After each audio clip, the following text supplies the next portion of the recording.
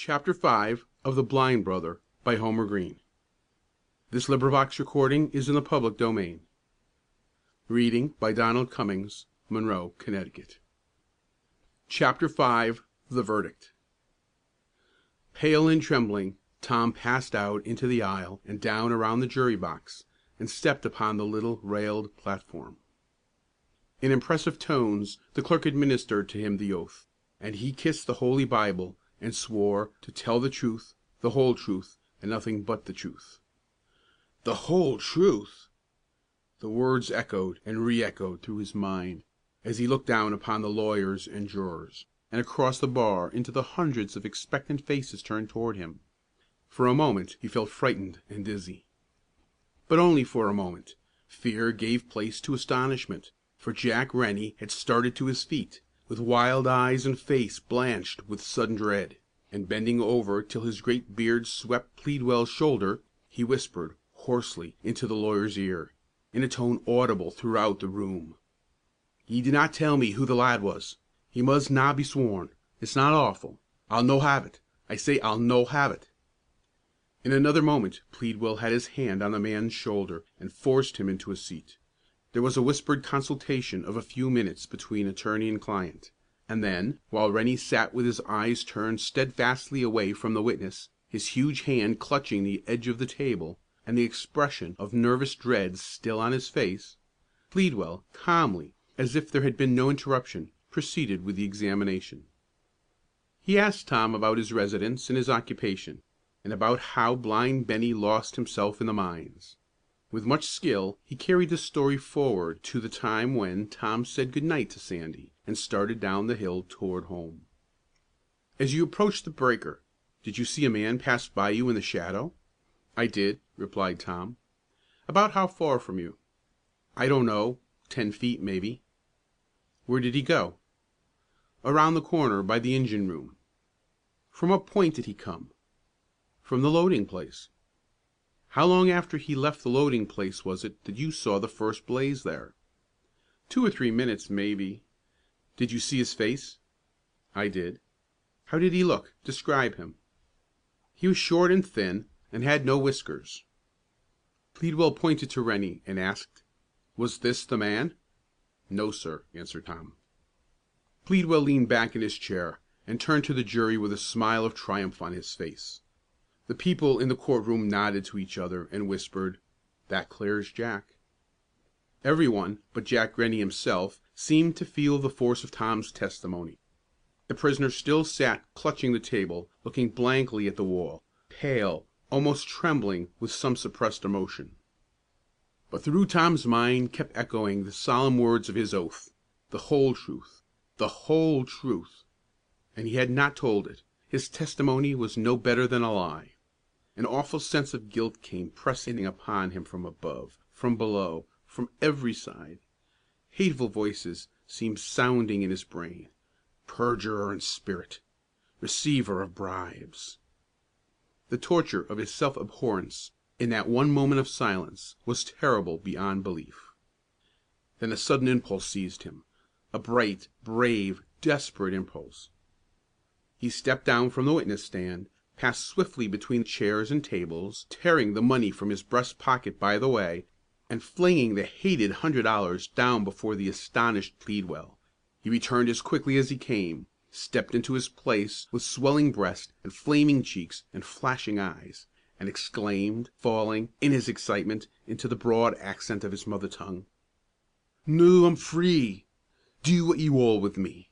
Prison me, kill me, but I'll no hold back the truth longer for any man, nor a' the money that any man can gie me." Men started to their feet in astonishment. Someone back among the people began to applaud. Jack Rennie turned his face toward the boy with a look of admiration, and his eyes were blurred with sudden tears. "He's the son o' his father!" he exclaimed, "the son o' his father. He's a braw lad, and good luck till him. But it was flyin' in the face o' fortune to swear him. I told ye, I told ye." "Who gave you that money?" asked the district attorney of Tom, when quiet had been partially restored. Pleadwell was on his feet in an instant. "Stop!" he shouted. "Don't answer that question. Did I give you that money?" "No, sir," replied Tom, awed by the man's vehemence. "Did Jack Rennie give you that money?" "No, sir." Pleadwell turned to the court. "Then if your honors please, we object to the witness answering this question. This is a desperate theatrical trick concocted by the prosecution to prejudice this defendant. We ask that they not be allowed to support it with illegal evidence." The judge turned to Tom. "Do you know," he asked, "that this money was given to you by the defendant's authority, or by his knowledge or consent?" "I can't swear that it was," replied Tom. "The objection is sustained," said his Honor abruptly. Pleadwell had gained a point. He might yet win the day, but the district attorney would not loose his grip. "Why did you just give that money to the attorney for the defense?" he asked. Pleadwell interposed another objection, but the court ruled that the question was properly in the line of cross-examination of the defendant's witness, and Tom answered, "'Cause I had no right to it, and he knows who it belongs to." "Whom does it belong to?" "I don't know, sir. I only know who gave it to me." "When was it given to you?" "A week ago last Thursday, sir." "Where was it given to you?" "In Mr. Pleadwell's office." "Was Mr. Pleadwell present?" "No, sir." "How much money was given to you?" $100, sir." "For what purpose was it given to you?" "To send my blind brother away to get his sight."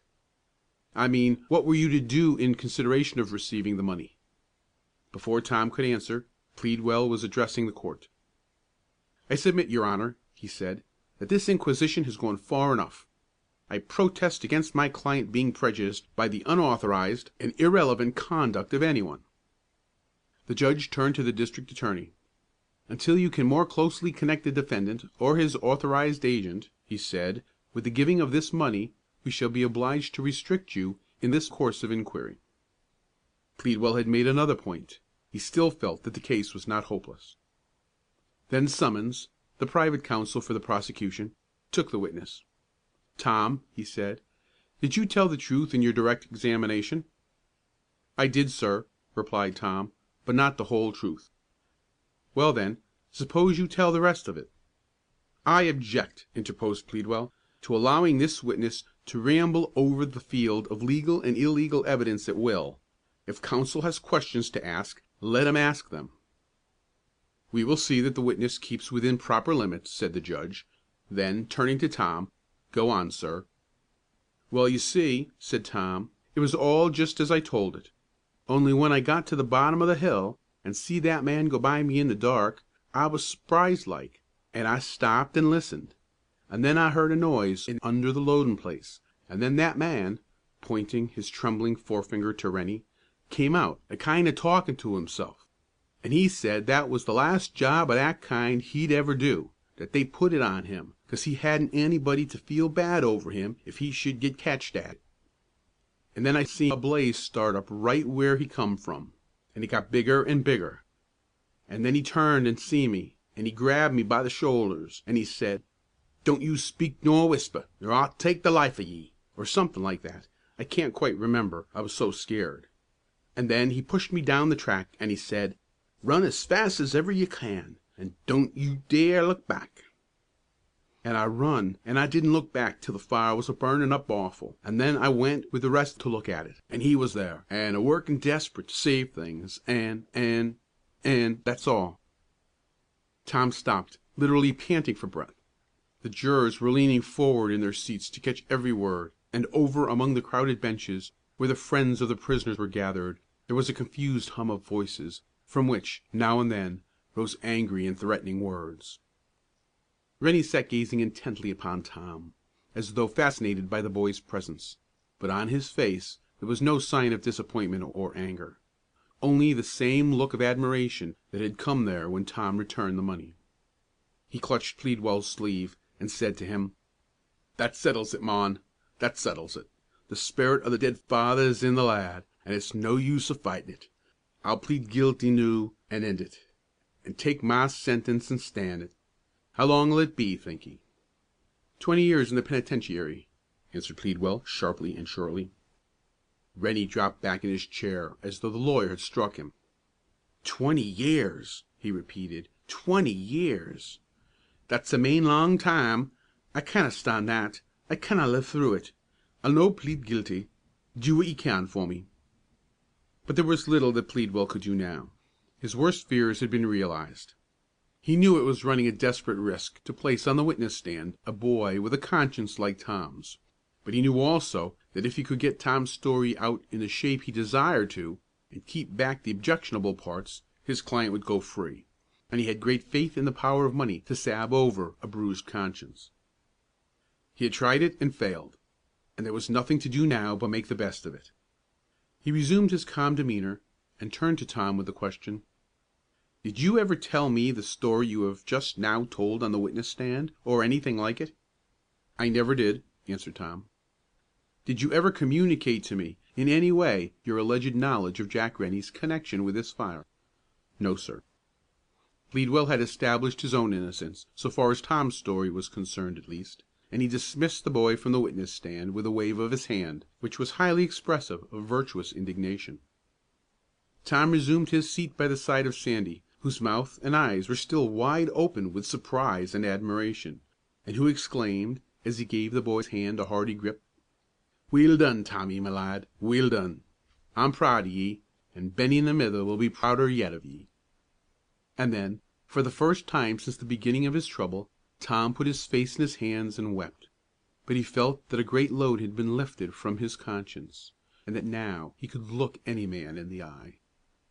There were 2 or 3 unimportant witnesses sworn in rebuttal and surrebuttal, and the evidence was closed. Pleadwell rose to address the jury, feeling that it was a useless task so far as his client was concerned, but feeling also that he must exert himself to the utmost in order to rebut a strong presumption of questionable conduct on his own part. He denounced Tom's action in returning the money to him as a dramatic trick, gotten up by the prosecution for effect, and called particular attention to his own ignorance of the gift of any such money. He declared Tom's story of his meeting with Rennie on the night of the fire to be improbable and false, and argued that, since neither the prosecution nor the defense, nor any one else, had ever heard one word of it till it came out on the witness stand, it must, therefore, exist only in the lad's heated imagination.